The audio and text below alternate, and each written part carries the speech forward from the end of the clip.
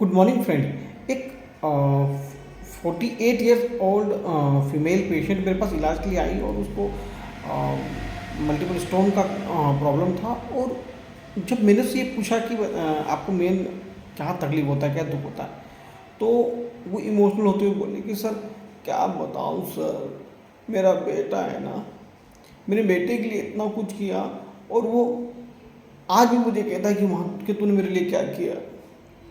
उस मैंने उसके लिए भूख की प्यासी रही सर, क्या करूं। और उसके बदले में क्या बोलता है कि एहसान किया मेरे ऊपर। और उसकी जो बहू आज नई शादी हुई तो उसकी बहू को सब उससे पूछता है, मेरी बात नहीं मानता है, कोई चीज़ मेरी सुनता नहीं है।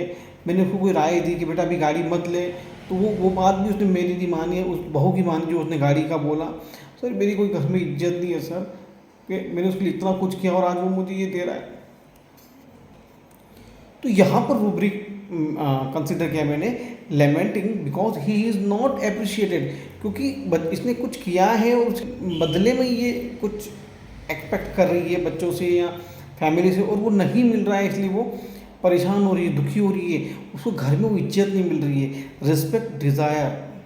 और एक चीज़ वो बोली कि मैंने इसको गाड़ी के लिए मना किया, मत ले ये मत ले ये, तो कहीं ना कहीं इसके बात के, इसके राय के, इसके विचार को, इसके मत को घर में नहीं लिया जा रहा है।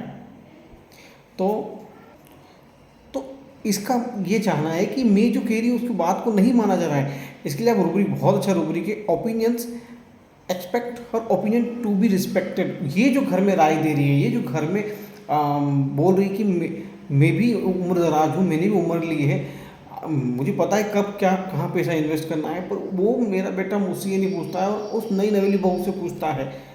तो इन तीनों रूब्रिक पर मैंने उसे हेमेमिलिस प्रिस्क्राइब किया।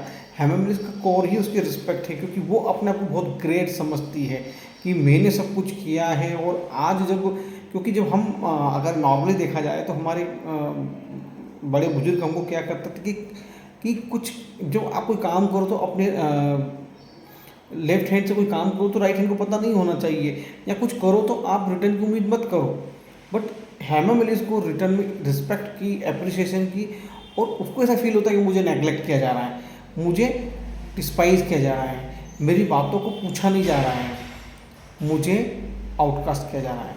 तो यही हेमा मालिनी का कोर है कि उसको उसकी ओपिनियन को इज्जत चाहिए, रिस्पेक्ट चाहिए। रिस्पेक्ट क्या होता है ना कि आप जनरली होता है ना कि जब आप रोड पे जा रहे होते हो और कोई बड़ा इंसान निकलता है तो छोटे बच्चे कभी कुछ स्मोक कर रहे होते हैं, गुटखा खा रहे, तो वो छुप जाते हैं या फेंक देते हैं। तो ये उनकी एक रिस्पेक्ट है, उनके प्रति आदर सम्मान है, शिष्टाचार है, और ये शिष्टाचार हेमा मालिनी को कम लगता है, इसलिए वो बीमार पड़ती है। बट वो इतना ज़्यादा नहीं होता है।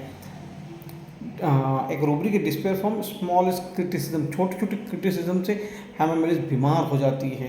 कहीं उसको थोड़ा सा उसके घर वालों ने या किसी पार्टी में उसके किसी ने पैर नहीं छुए, या उसको मान सम्मान कम मिला, या उसको रिस्पेक्ट कम मिली, तब भी हेमा मालिनी बीमार हो जाती है। तो this is the case of Hema Malini. Thank you.